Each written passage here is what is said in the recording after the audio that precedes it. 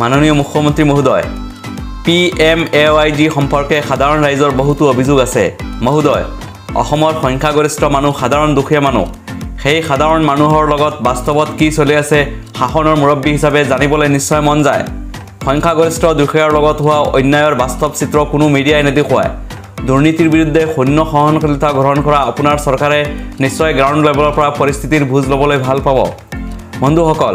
video' যিমানে share হ'ব সিমানেই দুখীয়াৰ কণ্ঠ মুখ্যমন্ত্ৰীয়ে শুনিবলৈ বাধ্য হ'ব এতিয়া আৰম্ভ কৰোঁ বিভিন্নজনৰ অভিযোগ তথা আবেদনসমূহ আৰফান আলীয়ে লিখিছে বহুতো দুখীয়া বাদ পেলাই ধনীক ঘৰ দি আছে আবু তাহেৰে লিখিছে আজিলৈকে কোনো সহায় পোৱা নাই কিয় চৰকাৰে দিছে ঘৰ সভাপতিৰ চকুত নপৰেনে দুখীয়া মানুহবোৰ ধনীয়ে টকা দিয়ে ঘৰৰ নামবোৰ আগতে চাই দুখীয়াবোৰ পিছ পৰি আছে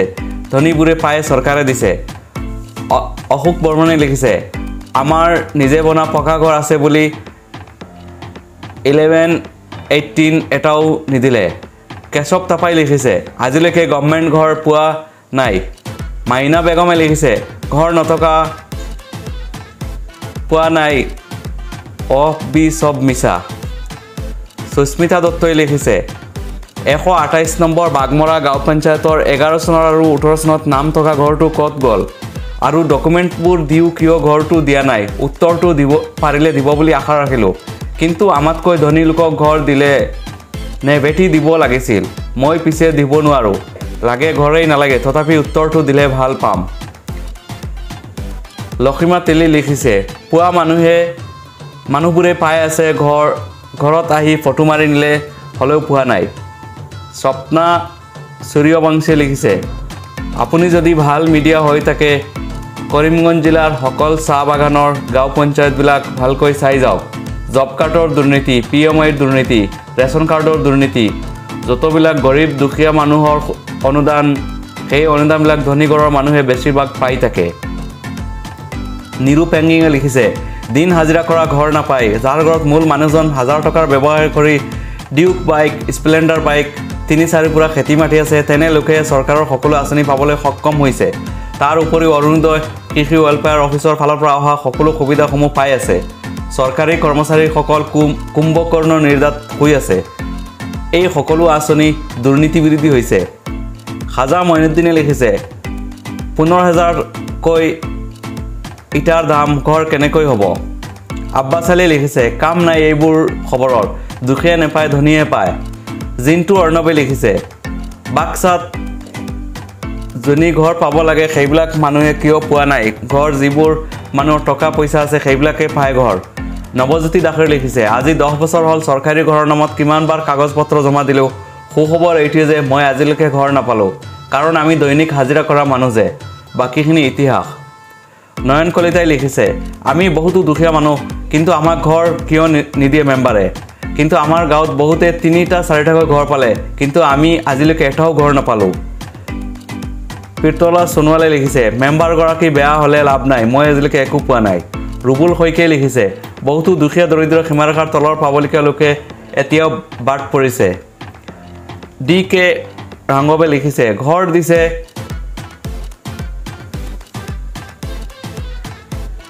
গেণ্টাৰ লেট্ৰিন এটাৰ সমানো ডাঙৰ নহয় দুখীয়া দৰিদ্ৰ পৰিয়ালক কিমান জালাত পৰিছে গম পালেহে বুজি পাবি ক'ত কিহৰ লিংক কিমান তেলা হেঁচা খাই মানুহৰ জখম হৈছে সেইবিলাক দেখা পালেহে গম পাবি আৰু বুজি পালি হয় সুনিতা এছ বৰুৱাই লিখিছে 1,35,000ত কিবা ঘৰ হয় নেকি নামতে চৰকাৰী ঘৰ গোটেই দেখোন নিজৰ পৰাই দেখোন যায় আজিকালি বস্তুৰ যিহে দাম সেইটো পইচা দি কিবা হয় নেকি আৰু মিস্ত্ৰীক দিব লাগে খগেন নমচুদ্ৰই লিখিছে আমাৰ ৱেষ্ট কাৰ্বি আংলং ডিষ্ট্ৰিক্টত PMJ হাউচৰ বেনিফিচিয়াৰী ওপৰত বহুতো দুৰ্নীতি চলি আছে so please care about the matter Dalimi বৰুৱাই লিখিছে মোৰ নামত 2018 চনৰ ঘৰ আহিছিল গোটেই নথিপত্ৰ আৰু বেংক একাউণ্টৰ নাম্বাৰো লৈছিল তাৰ পিছত চোন মোৰ ঘৰটোৱে কাটা গ'ল বুলি কৈছে কৈ আছে মানুহক কেনেকুৱা ঠগবাজ কৰিলে বহুত দুখ লাগে কাৰণ আমি কেতিয়াও পকা ঘৰ বনাব নোৱাৰোঁ বকুৰ পৰা কৈছোঁ প্ৰশান্ত শইকীয়াই কৈছে এখন গাঁৱত 40 বছৰ বসবাস কৰি থকা কিছু লোকে আজিলৈকে টিউবৱেল এতিয়াও পোৱা নাই আৰু 5-6 বছৰৰ নতুন লোকে আৰু সা সম্পত্তি থকা সকলে পাইছে চৰকাৰী ঘৰ দিগন্ত শৰ্মাই লিখিছে আমাৰ চৰকাৰী চাকৰি নাই আৰু দালালো চিনাকি নাই সেইকাৰণে আমাক ঘৰ দিয়া নাই উকুৰাম পায়েংগে লিখিছে মোৰ ঘৰখন কেঁচা তথাপি মই পোৱা নাই আৰু ঘৰৰ আইডিও আছে কিয় আমাক ঘৰ নিদিয়ে কাৰণ কি মানে পকা ঘৰবোৰে পোৱাৰ যোগ্য কেঁচা ঘৰ থকা সকলে পোৱাৰ যোগ্য নহয় চন্দন দাসে লিখিছে আমি হাজিৰা কৰি খোৱা মানুহ ঘৰৰ ফটো আহি নিয়াই নাই আমি কতনো ঘৰ পাম চৰকাৰৰ পৰাও একো নাপাওঁ ডালিমিবোৰে লিখিছে আমাৰ ইয়াত পকা ঘৰ আগতে পাইছে আৰু পাইছে পাব লগে যোগ্য মানুহে নাই পোৱা এইবিলাক এনেই বিচাৰ কিয় কৰে ৰাতুল দেখাই লিখিছে আপুনি নিউজটোত বুজাই থকা ঘৰৰ ফটোসমূহ 1,32,000 টকাত বনাব পাৰিনে এনেধৰণৰ ঘৰ RD ডাণ্ডুমে লিখিছে দুখীয়া ঘৰ নাপায় ৱাৰ্ড মেম্বাৰে নিজে লৈ বনাই আছে আমিও দুখীয়া হাজিৰা কৰি খাওঁ তথাপিও নিদিয়ে নিতুল গগৈ লিখিছে মই পোৱা নাই জিঅ'টেক 2বাৰ কৰিলে কিয় নহল ইয়াৰ কাৰণ লাগে মোক যি মানুহে পাব লগা সেইবোৰে নাপায় পকা ঘৰ থকা মানুহে পায় কি তদন্ত কৰিছে চৰকাৰে গজেন দেখাই লিখিছে 18,000 ঘৰ 23ত দিলে কি হ'ব 18 বস্তুৰ দাম আৰু 23ৰ বস্তুৰ দাম একে নহয় বহুত ডিফাৰেন্স গতিকে বুজি ল'ব শুক্ৰিয়া ভাই লিখিছে আমাৰ গাঁৱত ঘৰ নাই পাইখানাও নাই ফাল্টু বাতৰি ঘৰ খুজিলে টকা আগত লাগে ৰাবা জুনিয়ে লিখিছে ঘৰ আহিলে কি হ'ব আহিলেও নাপাওঁ আমাৰ ঘৰত আহিলেহে গম পাব কেনেকৈ আছোঁ আমি এটা ঘৰ নিদিয়ে ঘৰত আহিলে গম পাব ইনামুল হকে লিখিছে চৰকাৰে একো গেণ্টা কৰিব পাৰিব এজেণ্টবিলাকক লোকৰ পৰা পইচা খুজি থাকে তোমাক ID বনাই দিম তোমাক ঘৰ দিম ভগৱান মেডি লিখিছে দালালে টকা লৈ ঘৰ দিছে পোৱালৈকে পাই নোপোৱাই নাপায় সনলতা হেডগে লিখিছে মোৰ নাই অহা জিৰ' টেক কৰিলে কিন্তু ঘৰ কোনো খবৰ নাই ধনীবোৰে পাই লওক আমিও দেখি নেদেখা পাওঁ ধৰে পৰিতা গিৰিচাই লিখিছে চৰকাৰী ঘৰ পোৱা নাই কাৰ্বি আংলং মাঞ্জা ভিলেজ লোৱাৰ মোহন গিটুজা নেম মহেশ হানসু দীপাঞ্জলি দাসে লিখিছে ঘৰ পাবলৈ হ'লে ঘৰ থাকিব লাগিব গাড়ী থাকিবলৈ ন জয়ন্ত নাথে লিখিছে অবিচসকল মানুহ নহয় নেকি তেওঁলোকে ঘৰ নাপায় যে কেতিয়া পাব জনালে ভাল হয় আৰমানেলি লিখিছে পকী ঘৰ থকাও পকী ঘৰ পাইছে জয়া দাসে লিখিছে আমি একো ঘৰ পোৱা নাই আমি একেবাৰে দুখীয়া আমি একো নাপাওঁ জিন্তু অৰ্ণৱে লিখিছে দুখীয়া ঘৰ এটা আহিলে ওচৰৰ মানুহে ফটো মাৰিব নিদিয়ে কিয় এইবিলাক কিছুমান দালাল চাগে কোনোবা আছে